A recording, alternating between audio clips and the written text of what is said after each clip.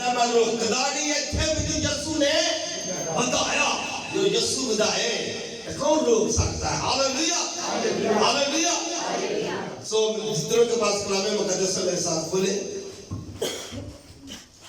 आज जो मजमून है जिस बात पर हम सीखने वाले हैं वो है अमल और नाफरमानी। अमल और नाफरमानी, इसका नतीजा हमें देखना है। अमल का और नाफरमानी का नतीजा क्या निकलता है? नतीजा जो अमल करते हैं उनका और जो नाफरमान है ये नतीजा है। जी मेरे साथ कलामे मुकद्दस पढ़े। अहवाल की किताब है उसका 26 बाब उसकी 26 से आती हम पढ़ेंगे। अहवाल की किताब 26 बाब उसकी 26 है।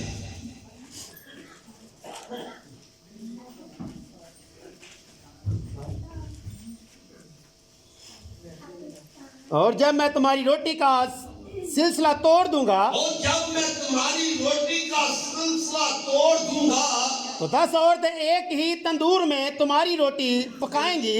10 औरतें एक ही तंदूर में तुम्हारी रोटी पकाएंगी, और तुम्हारी उन रोटियों को तोल तोल कर तुम्हारी उन रोटी को तोल तोल कर देती जाएंगी, और तुम खाते जाओगे पर शेर ना होगे।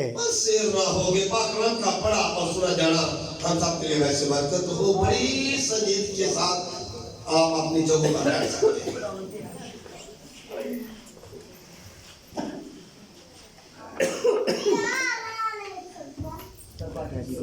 ये किसी शख्स बंदे की बात नहीं, ये खुदा का कलाम है और खुदा खुद फरमाता है।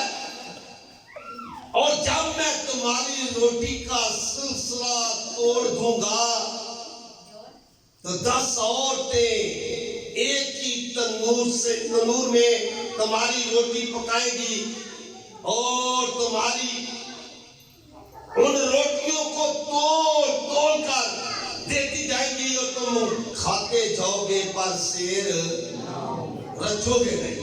कितनी औरतें? ये किसका कलाम है? किसने फरमाया है? खुदा बाप ने खुद अपनी ज़बान मुबारक से फरमाया है, और फरमाया है अगर तुम मेरी शरीयत पर चलो, मेरे हुक्मों को मानो और उन पर अमल करो, तो मैं वक्त पर मींह बरसाऊंगा। मैं जो मैदान में दरख्त है वो फलेंगे, तुम्हारे घर में अनाज आएगा। नए अनाज की वजह से आप प्राणी को निकालेंगे। 5 आदमी 100 आदमी को रंगेदेंगे, और 100 आदमी 10,000 को रंगेदेंगे। मेरे अजीज, अमल जो है बहुत ही जरूरी है, और ये जो ऐत लिखी गई है ये नाफरमानों के लिए है, जो खुदा के काम पर अमल नहीं करते, ये उनके लिए है। बहुत से लोग खुदा से दूर हो चुके हैं, खुदा की शरीयत पर उसके हुक्मों पर अमल नहीं करते।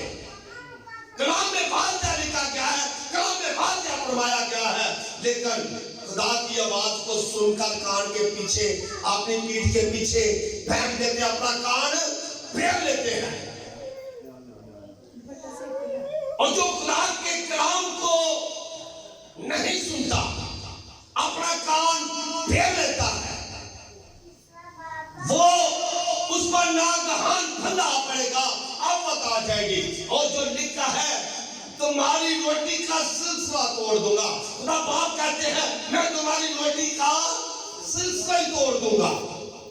और आज सिलसिला टूटा हुआ है, आज सिलसिला टूटा हुआ है। 1 किलो आटा, 2 किलो आटा, 1.5 किलो आटा, इतना ही है। तोड़ तोड़ कर जितने जो बुरे लोग हैं, जिन्होंने देखा है कि घरों में गंदम आती थी, मणों के हिसाब से आती थी या मानियों के हिसाब से आती थी। क्या कहते थे लोग? हमारे घर में कितनी गंदम है, कितनी मानियां है? 4 मानियां, 5 मानियां, 3 गंदम घर में होती थी और प्राणी जो है अपनी घर में होती थी, आगे नहीं आ जाती थी। फिर लोग प्राणी को बाहर निकालते थे, बेच देते थे कि नहीं आ गई है, अब अपने अपने घर में नई गंदम रखनी है। लेकिन आज तो सिलसिला टूटा हुआ है। क्यों टूटा हुआ है? खुदा के कलाम की नाफरमानी, खुदा के कलाम पर अमल नहीं हो रहा। जब तक खुदा के कलाम पर अमल नहीं होगा, सिलसिला टूटा ही रहेगा। घर के तमाम काम करेंगे लेकिन घर में कुछ खाने को नहीं होगा। आज देखे लोग कहते नहीं, मैं भी काम करता हूं, मेरी बीवी भी काम करती है, बच्चे भी काम करते हैं, लेकिन हमारे पास कुछ भी नहीं।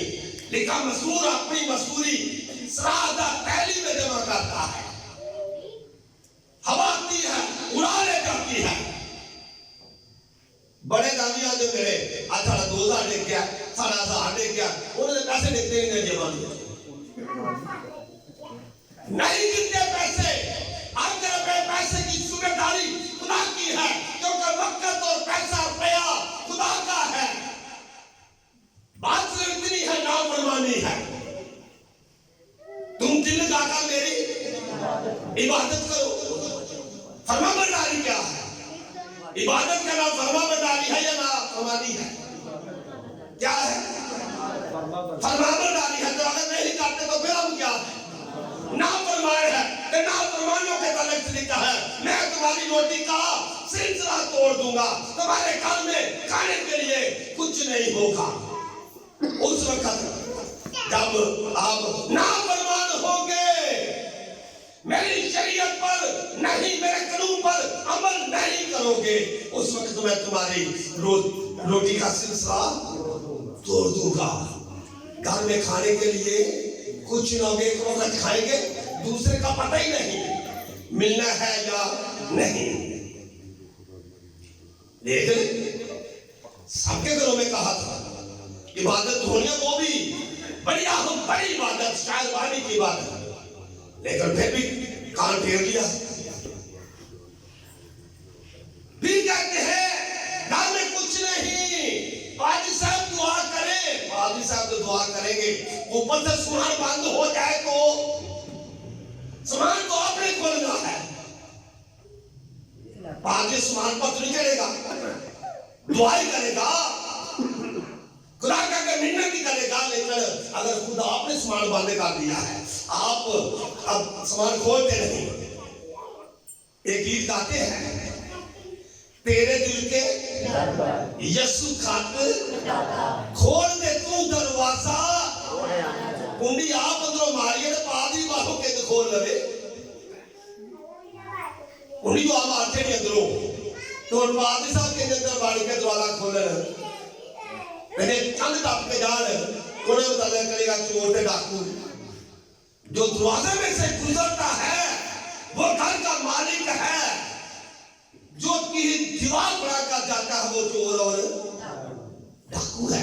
इसलिए तो यीशु मसीह दिल के दरवाजे पर खटखटाते हैं। कभी यीशु मसीह ने दुआ नहीं किसी की मांगी, वो क्या कहते हैं, दिल का दरवाजा खटखटाते हैं, पूरी रात गुजर जाए। उनका यीशु मसीह का सर शबनम से तर हो जाए, लेकिन वो दुआ नहीं बनाते, वो दिल के दरवाजे पर दरवाजा खटखटाते हैं। मेरे अजीज सवाल अपने लिए आपने खुद खोलना है, दिल भी आपने खोलना है, आसमान भी वो एक ही तरीका है। तो मेरी शरीयत पर चलो, मेरे हुक्मों को मानो और उन पर अमल करो। दरवाजे खुल जाएंगे, बंद दरवाजे खुल जाएंगे। अगर अमल नहीं होगा, आप शरीयत पर नहीं चलेंगे, हुक्मों का नहीं मानेंगे, तो दरवाजे बंद रहेंगे। बनी इस्राएल कौम जो है ना, वो खुदा की अपनी कौम है। खुदा ने कहा ये मेरी कौम है, कोई दुनिया की ताकत नहीं जो बनी इस्राएल कौम को शिकस्त दे सकती, कोई सुपर पावर उनको शिकस्त नहीं दे सकती। लेकिन उनको शिकस्त तो हुई है, काफी दफा शिकस्त हुई है, वो असीर हुए हैं, उस वक्त तो है जब उन्होंने खुदा की नाफरमानी की है, शरीयत पर नहीं चले, हुक्मों पर अमल नहीं किया, उस वक्त खुदा ने उनको दुश्मन के हवाला कर दिया है। उस वक्त दुश्मनों का हवाला किया है, वरना खुदा कभी भी बनी इस्राएल कौम को नहीं छोड़ता। लाडली को प्यार है खुदा को उसके साथ। और मेरे अजीज,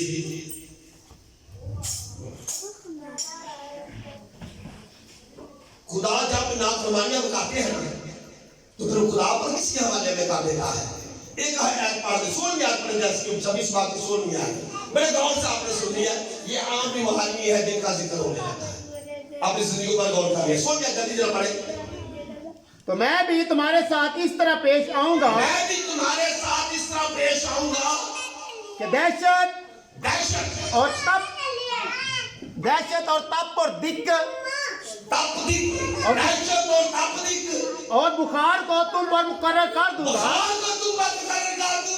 वो तुम्हारी आंखों को चपट कर तुम्हारी आंखों को चौपट कर दूंगा और तुम्हारी जान को घुटा लेंगे।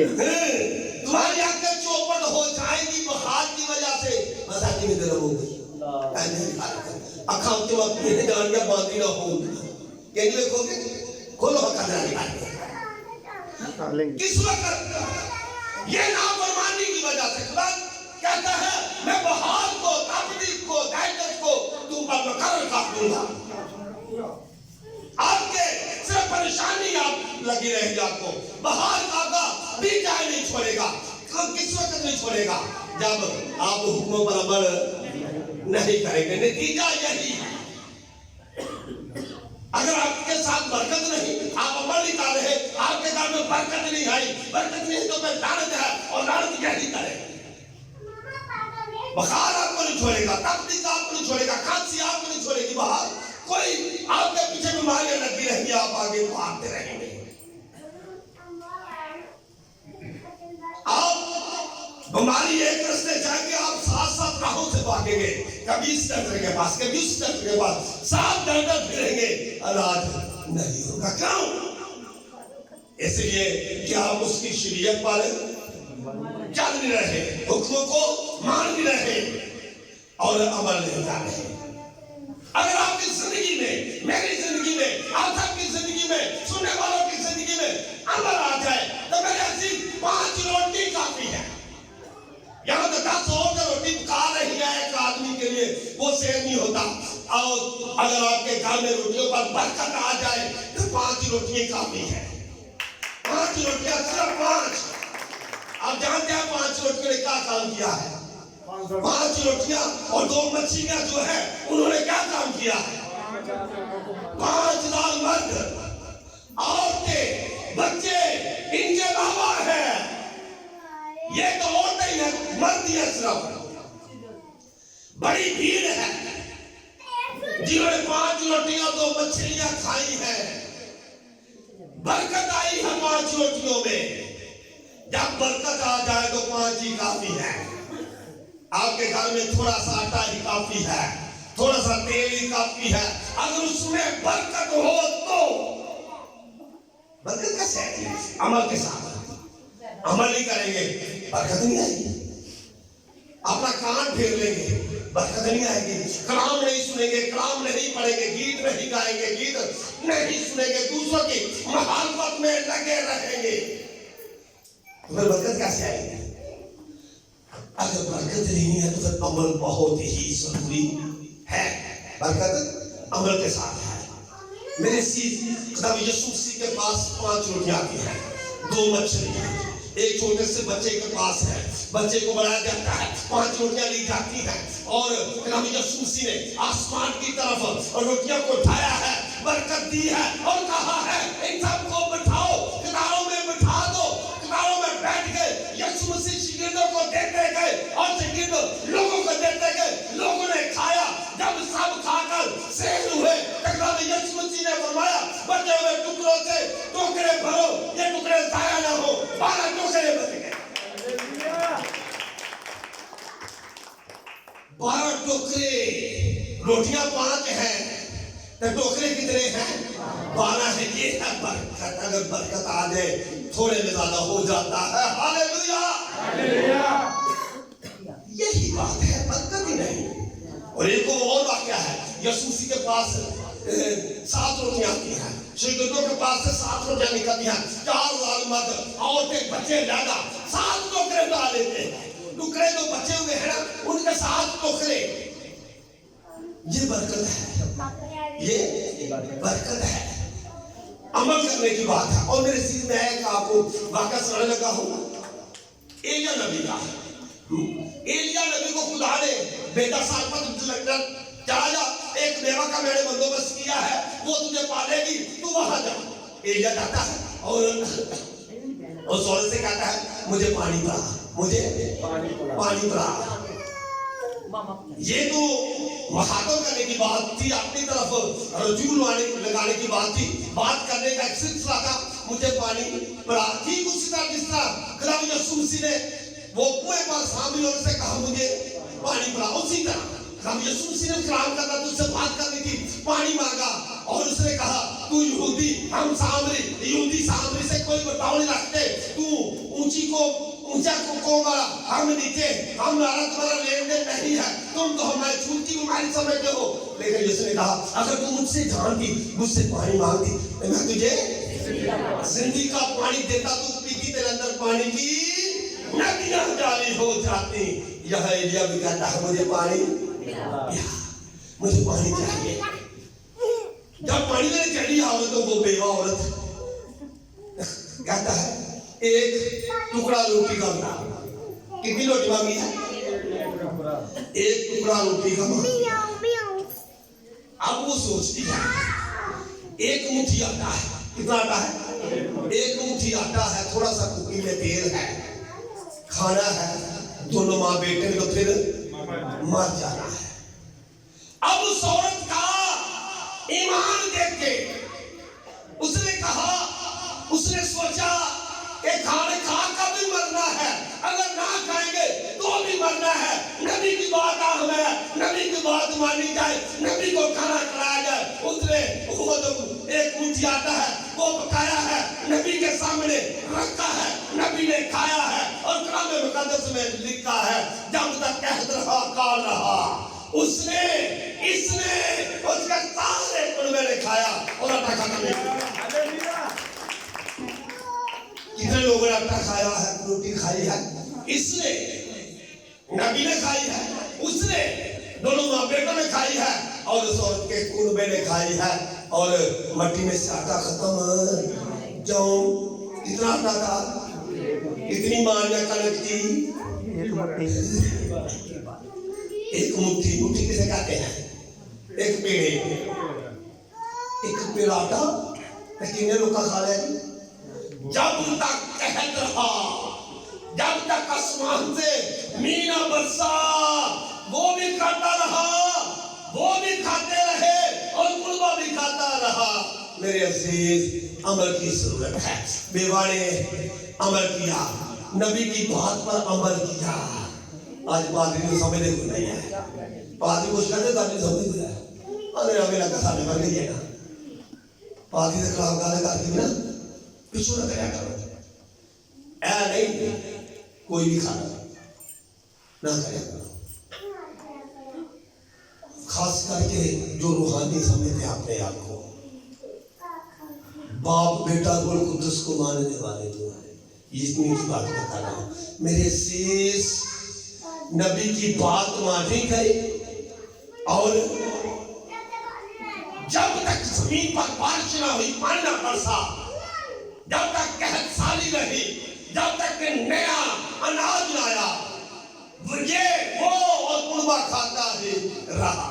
सो बरकत, अमल में बरकत है। अगर अमल नहीं तो बरकत नहीं। घर में आता है, कल बाटे पर बरकत ना हो तो आप शेर होंगे। अगर खुदावंद ही खाना बनाए तो बनाने वालों की मेहनत है। अगर खुदा ही कुछ रोटी खाओ, एक रोटी खाओ तो रुझान को बेहतर है, या 10, 12, 15 भी खाओ है। लोग बड़े रोटियां खाते, वो सारा टब्बर एक पासे खाता है, तो एक कदम है वो ना खाना तरा नहीं क्योंकि रोटी का सिलसिले उठ गया है रोटियां तो एक डेढ़ बहुत होती है ऐसे रोटियां खाई जानी जाने अरे तो नहीं है क्यों क्योंकि बरकत नहीं खुदा के कलाम पर अमल नहीं खुदा तो खुदा से दूर है मेरे अजीज आसमान अपने लिए खोले मुकद्दस याकूब को जब खुदा मिलता है 2 दफा खुदा मिला है उसने वादा किया जब घर से भागा रात को पहाड़ पर बैतूल की जगह नाम रखा गया बैतूल ताका घर बनाऊंगा बाहर अंधेरा होगा रात उधर सोया 20 साल गुजरने के बाद फिर वापस आया तो फिर गना फनी है कुश्ती लड़ता रहा रात भर खुदा याद करवाता कुश्ती लड़ के अगर आपने वादे किए हैं अगर नहीं कई समझते को साढ़े शैतान लड़ता खुदा की कुश्ती लड़ते हैं याकूब से खुदा कुश्ती लड़ता रहा और उसने उस वक्त कोई लड़ेगा जरा रात को जागेगा दूसरा नहीं ना लड़ेगा सुते पे ना लड़ पाएगा सुते पे नबली से रात तंग कर रहा है खुदा जाग रहा है कुश्ती लड़ रहा है जागदा से कुश्ती लड़ता रहा पकड़ लिया खुदा मुझे बरकत दे मैं जाने नहीं दूंगा तुझे फिर क्या फरिश्ता ने क्या किया रान को दबा दिया फिर लगाने जाना है कहने पड़ता नहीं पर छुड़ा नहीं कहता मुझे बरकत है उसको बरकत लेने का पता था उसने फिर बरकत ली याकूब ने फिर बरकत ली है तो बरकत क्या ली तेरा नाम क्या है याकूब आज के बाद तू याकूब नहीं तू इस्राएल है अब तू मेरा शहजादा है मेरा बेटा है तू इस्राएल बन गया है बरकत ले ली है मेरे अजीज खुदा के साथ कुश्ती आप लड़ सकते हैं और लड़नी चाहिए आप उसके साथ साथ चले आप उसको बरकत लेने के बगैर ना छोड़े ये कुएं छोड़ा ही नहीं जब तक बरकत नहीं हुई वो बढ़ने लगा सुबह सामने रोशनी आने लगी है लेकिन छोड़ते नहीं बरकत लेकर छोड़ा है खुदा को उसको बरकत और आज किनको बरकत है इस्राएल साल है या तुम है खुदा ने साथ ठहराया उसे सब कबीला तेरी दूसरे से बरकत पाएंगे तू कर्ज देगा लेगा नहीं और उनको सब ये बरकतें लगी हुई हैं मेरी अजीज आज हम यीशु के खून और यीशु के गोश्त में शामिल होने वाले हैं रोटी और यीशु का खून ये किस कबीले से आया किसको बरकत कहां से आती है बरकत किन से बरकत निकलती है किनको खुदा ने बरकत दी है यीशु मसीह कहां से आया है हालेलुया यहूदा का कबीला तो फिर जब बरकत उनको मिली है तो जब उसका गोश्त और खून पिएंगे फिर हमें कितनी बरकत मिलेगी कितनी बरकत मिलेगी आप बदल जाएंगे आसमानी बन जाएंगे यह एक भाई दुआ कर रहा था उसने कहा किसने दुआ होने से समान थले समान उत्ते या जमीन के थले है लफ्ज नहीं है आसमान के तले और जमीन के ऊपर दुआ चाबी करे इस बात को याद है कि आसमान के नीचे और जमीन के थले करेगा सो मेरे अजीज आप आसमानी बन जाएंगे आप जमीनी नहीं रहेंगे जब उसके खून और उसके गोश्त में शामिल होंगे तो आप आसमानी में वो कहाँ है आसमान पर आप उसमें हो जाएंगे जहाँ फिर वो है आप भी वही होंगे मेरे अजीज अपनी रोटी का सिलसिला टूटने दीजिएगा